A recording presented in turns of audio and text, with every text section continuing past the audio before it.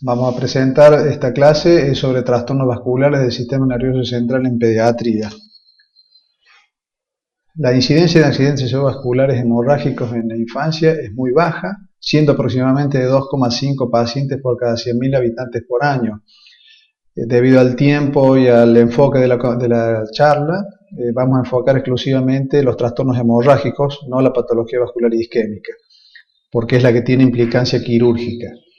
Dentro de las principales causas y la causa más frecuente de accidente cerebrovascular hemorrágico en la infancia, hay varias causas, dentro de las cuales la principal y más frecuente es la malformación arteriovenosa, seguida por los angiomas cavernosos, telangiectasias y angiomas venosos, aneurismas cerebrales, hemorragias secundarias a discrasia sanguínea y hemorragias cerebrales espontáneas sin causa subyacente aparente.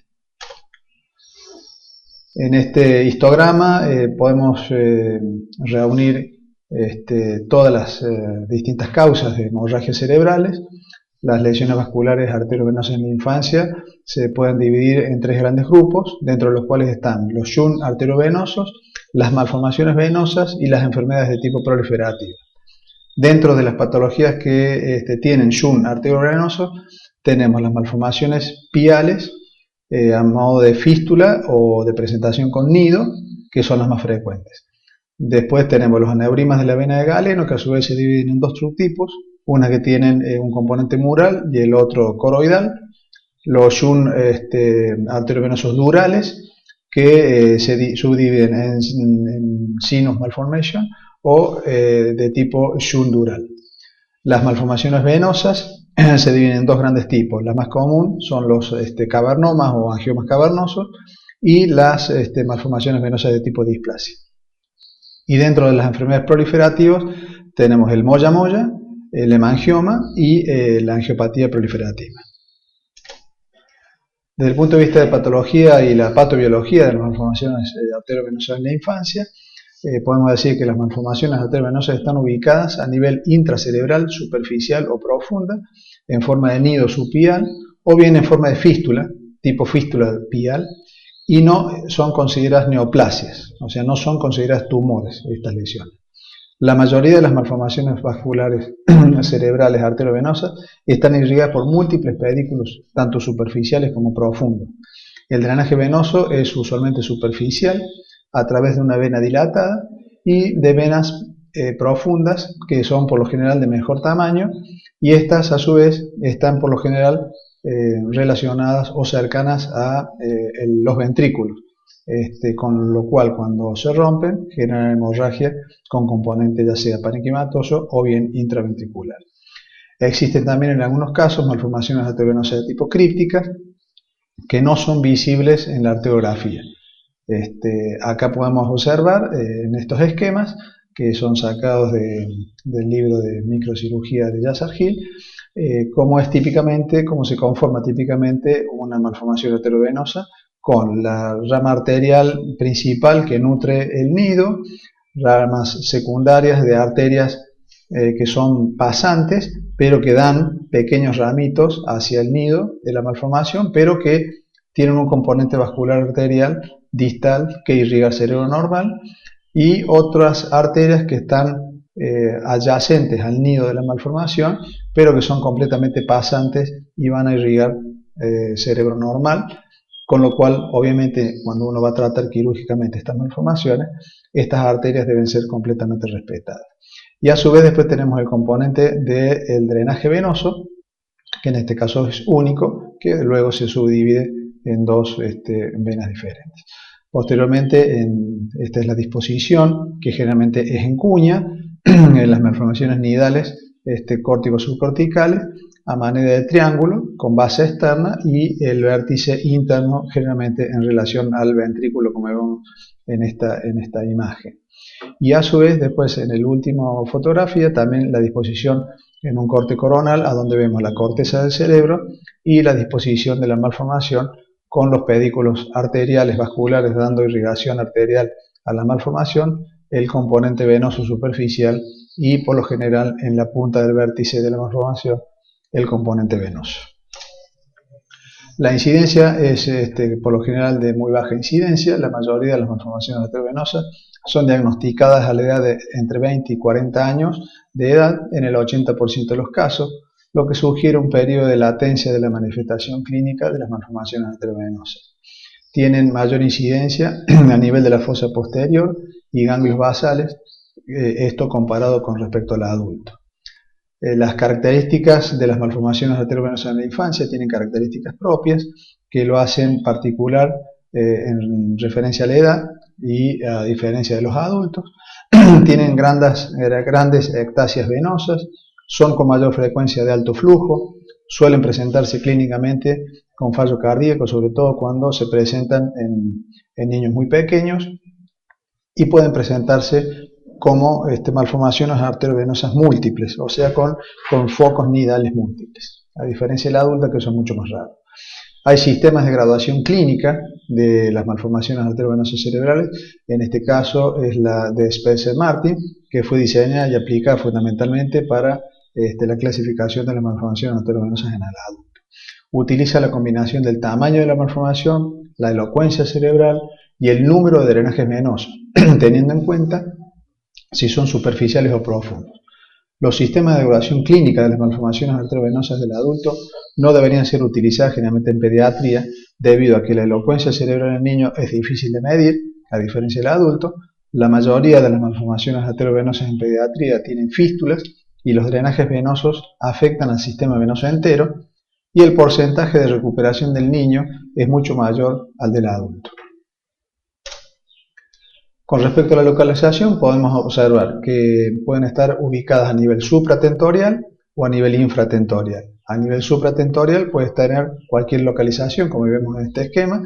Pueden ser superficiales, córticos subcorticales, generalmente siempre, como decía anteriormente, a forma de triángulo, con la parte del vértice en relación a las cavidades ventriculares. Pueden estar a nivel de los ganglios basales, profundo, en los lóbulos, parietal, frontal, temporal, y bien a nivel infratentorial, que son esta localización en la fosa posterior, en el cerebelo, son más frecuentes que en el adulto. Desde el punto de vista de presentación clínica, depende de la edad y del momento en que se presenten. Se pueden dividir en malformaciones arteriovenosas fetales, neonatales, infancia y en la niñez. Las malformaciones arteriovenosas fetales, el diagnóstico prenatal de malformación arteriovenosa es muy infrecuente. Los aneurismas de la vena de Galeno y las malformaciones durales son más factibles de diagnosticarse por ecografía y o resonancia nuclear magnética prenatal. Las malformaciones arteriovenosas neonatales, en menor a 30 días de vida, generalmente se presentan con fallo cardíaco. Pueden tener convulsiones por isquemia de origen venoso o hemorragias focales, siendo de estos de tipo infarto venoso. Las malformaciones arteriovenosas en la infancia, menores a 2 años, en general se presentan con síntomas de tipo hidrovenosos, generando macrocránea sin dilatación ventricular, deterioro neurocognitivo, hidrocefalia, que incrementa la morbilidad de la malformación arteriovenosa a la hora del tratamiento, y la congestión venosa subaracnoidea desencadena isquemia focal con hemorragia tardía y convulsiones. Las malformaciones arteriovenosas en la niñez, que se presentan menores a la edad de 15 años, en el 80% de los casos se presentan con hemorragia. En el 15% de los casos pueden presentarse convulsiones, a diferencia del adulto, que se presentan en el 67% de los casos. Puede también presentarse cefalea, síntomas de tipos neurológicos focales, como hemiparesia, hemiplegia, hemipoestesia, y síntomas de compresión mecánica por efecto de masa. Desde el punto de vista de los estudios diagnósticos, en general la tomografía computada es el primer estudio que se hace porque se dispone en la mayoría de los centros de salud.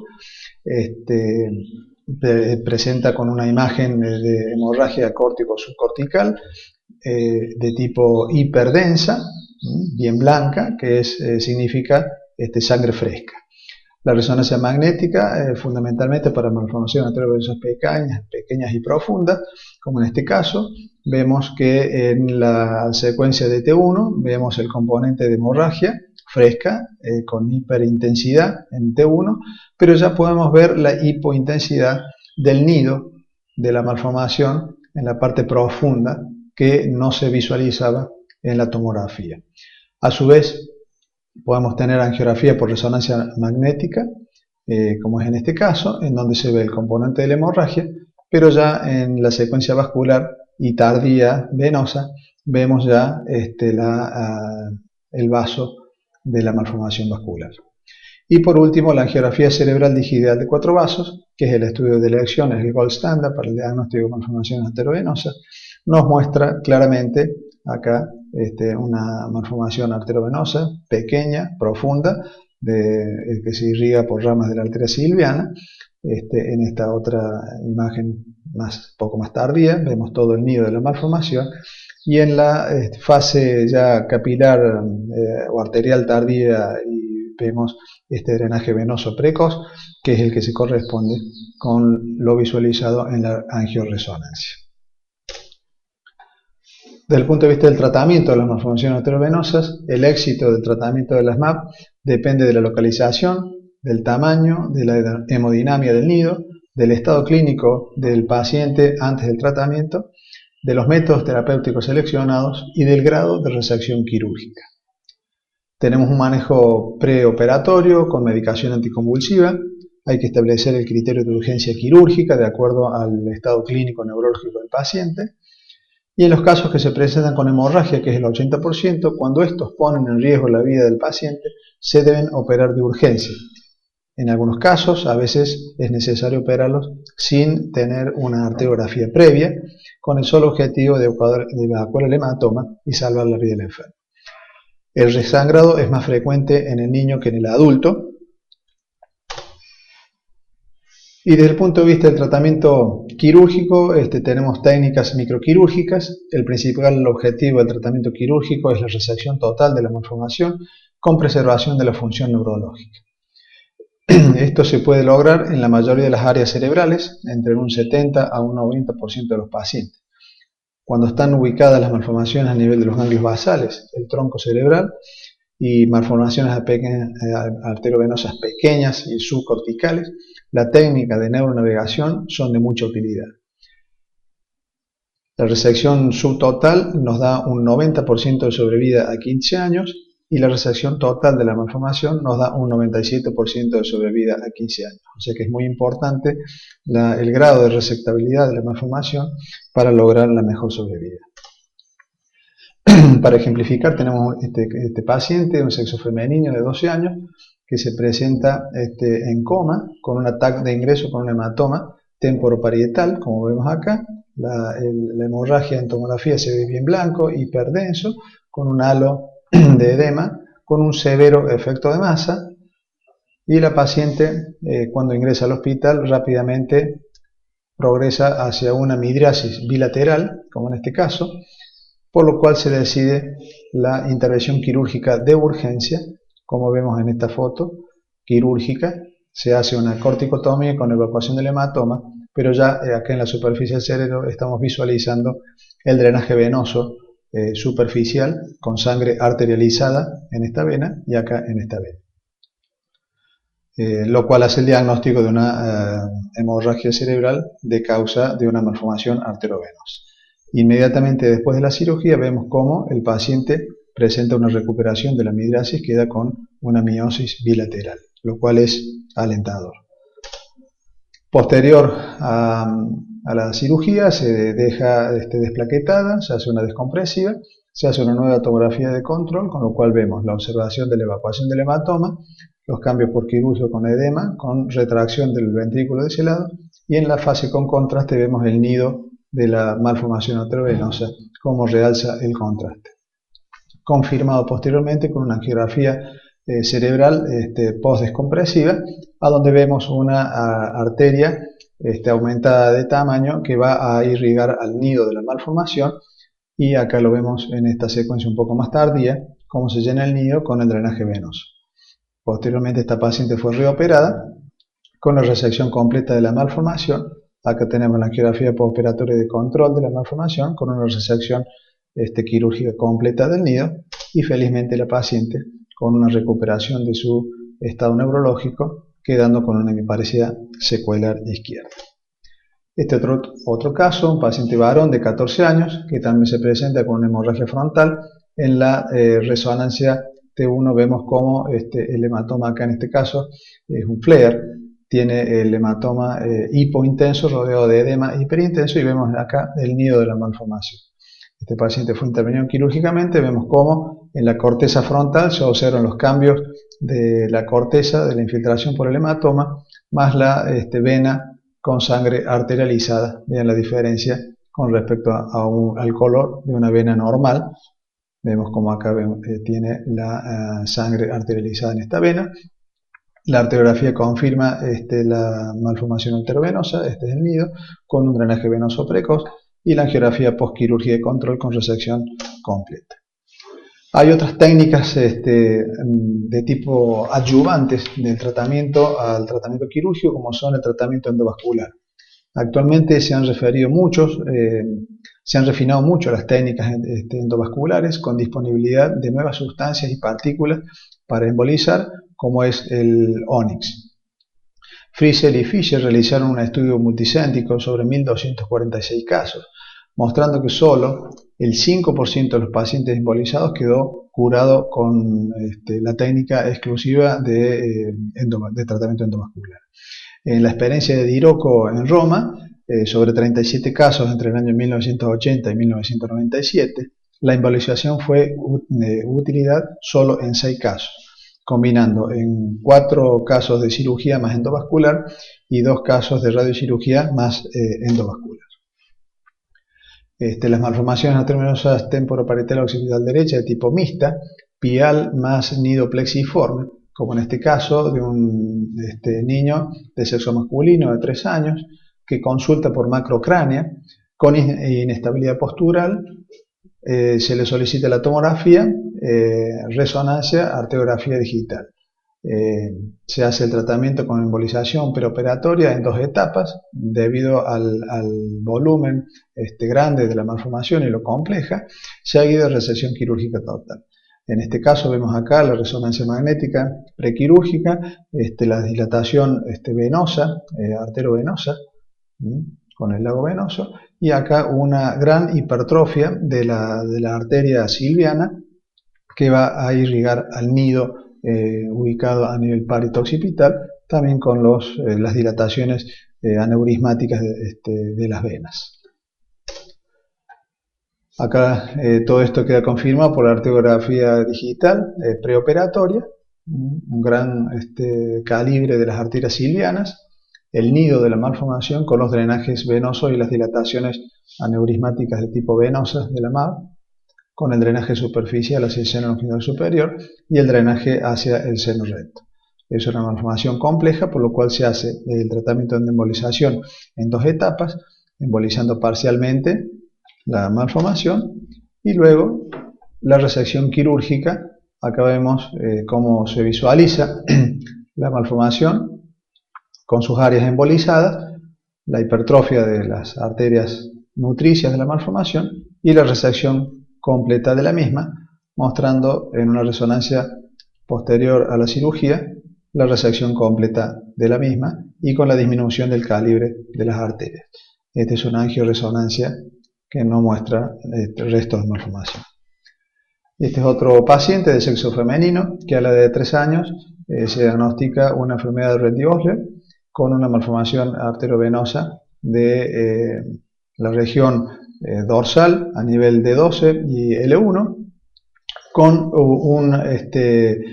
una tomografía que muestra una fístula pial a nivel occipital izquierda, confirmada también en la angioresonancia. Este paciente posteriormente, a la edad de 12 años, se hace el tratamiento endovascular de su malformación pial con oclusión completa de la misma, con buena evolución. Esta es la tomografía post-embolización mostrando que no hay complicaciones. Y esta paciente fallece a la edad de 18 años, donde por una sin causa, digamos, que tenga que ver con la parte neurológica, mostrando la tomografía que no hay signos de hemorragia ni otras lesiones vasculares relacionadas a su patología vascular. Hay otras técnicas de tratamiento adyuvante, como es la radiocirugía estereotáctica. En pediatría no está aún bien definido su uso. Puede ser utilizada en malformaciones arteriovenosas pequeñas y de localizaciones profundas o localizadas en áreas elocuentes. También pueden estar indicadas en pequeños restos de malformaciones arteriovenosas luego de resecciones quirúrgicas, como en este caso un paciente varón de 15 años con una malformación arteriovenosa occipital izquierda. Esta es la arteriografía que confirma la malformación irrigada por arterias del territorio cerebral posterior, y luego el paciente fue operado y en la arteriografía de control muestra que hay un pequeño remanente de malformación, el cual fue tratado con radiocirugía con una obliteración completa de la misma después del tratamiento radiante con buena evolución. Desde el punto de vista de los angiomas cavernosos es otra malformación vascular menos frecuente que la malformación arteriovenosa. Son anomalías vasculares compuestas por vasos sanguíneos anormalmente dilatados, dentro de los cuales no existe parénquima cerebral normal, como vemos acá en este esquema superior. Estas lesiones forman masas bien delimitadas, un contenido cálcico en su interior, con un tamaño que varía de pocos milímetros a varios centímetros. La localización más frecuente es a nivel de la sustancia blanca, subcortical del lóbulo parietal, frontal y temporal respectivamente. La forma de presentación clínica más frecuente es la epilepsia y se caracteriza por presentar microsangrados que, al irritar el cerebro circundante al cavernoma, genera la convulsión que lo vamos a ver más adelante, forma como un halo de hemosiderina. Los angiomas cavernosos de la fosa posterior tienden a sangrar en forma más agresiva y son de peor pronóstico. Los métodos de diagnóstico, tenemos la tomografía de cerebro, que puede visualizarse signos de sangrado, a veces microcalcificaciones, y en algunos casos puede no ser visualizada el angioma cavernoso.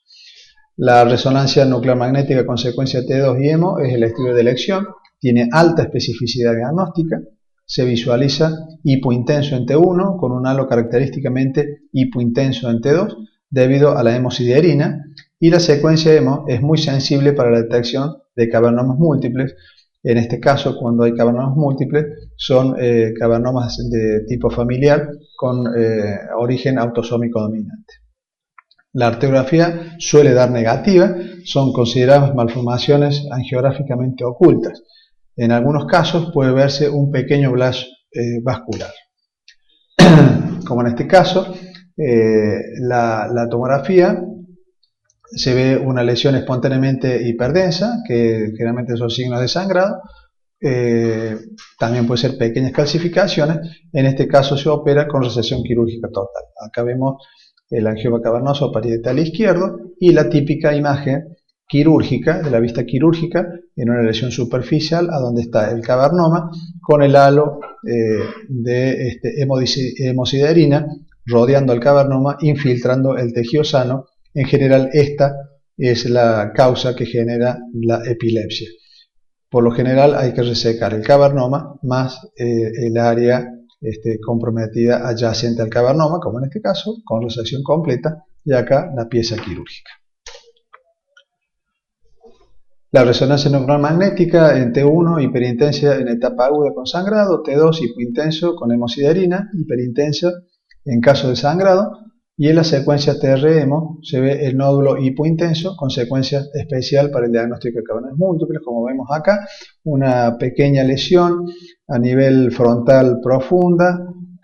Acá en secuencia de T2 vemos la lesión hipointensa, el FLAIR también, la misma lesión hipointensa, y vemos cómo después de un tiempo esta paciente hace un resangrado, que se ve el T2, el cambio y el aumento de volumen con algo de edema vasogénico rodeando la lesión, y en la secuencia hemo vemos cómo se observan otras lesiones hipointensas, haciendo el diagnóstico de cavernomas múltiples, imágenes que no habían sido visualizadas en los otros tipos de resonancia. Cuando los angiomas cavernosos son pequeños y profundos, pueden haber otros modelos de tratamiento. Los que son sintomáticos, localizados en áreas abordables quirúrgicamente, deben ser operados con intervención quirúrgica total. En lesiones profundas deben ser operadas con técnicas de neuronavegación estereotáctica, como en este caso, a donde vemos una pequeña lesión parietal profunda del lado izquierdo, cercana al ventrículo. Esta paciente fue operado con sistemas de neuronavegación a través de una pequeña corticotomía, abriendo primero el surco, disecando el surco y haciendo la corticotomía profunda hasta localizar el cavernoma, y con lo cual fue realizada la exéresis completa de la lesión. Y por último, los aneurismas cerebrales en pediatría. Podemos decir que ya en el año 1871 fue Eppinger el primero en describir anatomopatológicamente un aneurisma cerebral en niños. Tiene una baja incidencia, entre 1 a 3 niños por millón de habitantes por año. Tienen diferencias con respecto a los aneurismas de los adultos. Son más frecuentes en el varón, con una relación de 2 a 1 con respecto a la mujer. El tipo y tamaño del aneurisma son más frecuentemente con presentación fusiforme. El tamaño generalmente son grandes o gigantes, y la localización tiene mayor incidencia a nivel de la fosa posterior. Y las causas subyacentes de los aneurismas también son diferentes a las del adulto.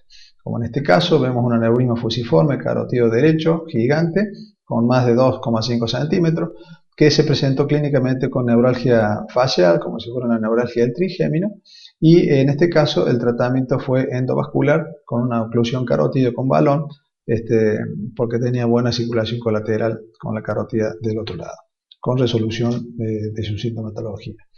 La presentación clínica de los aneurismas en pediatría se dan por hemorragia subaracnoidea en el 52 al 74% de los casos. Pueden presentar cronocefalea súbita, vómitos, convulsiones, coma y meningismo. El resangrado en el 60% de los casos, la mitad en las primeras 24 horas.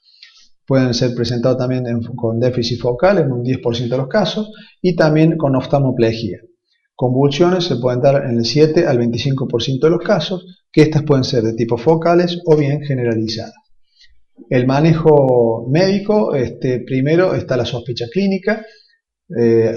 Ahí se indica la tomografía de cerebro, a donde podemos observar hemorragia meningia o bien un hematoma que puede ser intracerebral, subdural o intraventricular. Puede haber signos de edema cerebral, infarto cerebral, generalmente por vasoespasmo de las arterias. Puede haber hidrocefalia como complicación y secundaria de la hemorragia meningia. Y cuando es normal la tomografía y uno tiene la sospecha clínica de una hemorragia meningia, está formalmente indicada la realización de una punción lumbar. La angiografía digital cerebral es el gold standard para el diagnóstico de aneurismas cerebrales. La visualización del aneurisma, la localización, la forma, el tamaño, y si hay ocasionalmente más de una lesión, puede haber 2 o más aneurismas. La ecografía transfrontalera es poco usado. La resonancia nuclear magnética con angioresonancia puede también ser de utilidad, y la angiotomografía multicote también puede ser de utilidad en el diagnóstico de los aneurismas cerebrales. El tratamiento puede ser quirúrgico o endovascular, con buenos resultados entre un 60 a un 80% de los casos. Como vemos acá en este ejemplo de tratamiento quirúrgico de clipado de un aneurisma de un paciente de 12 años que se presenta con una hemorragia a nivel interhemisférica. En la angiografía, en la tomografía con contraste vemos una dilatación aneurismática en la bifurcación de carótida con signos de hemorragia meningia. Posteriormente la angiografía demuestra un aneurisma en la bifurcación de la carótida del lado izquierdo, y este paciente fue operado con un clipado del aneurisma, mostrando en la angiografía posterior a la cirugía la exclusión completa del aneurisma. También puede ser tratado mediante técnicas endovasculares con coils, con oclusión con balón, como en el caso anterior, o con stent.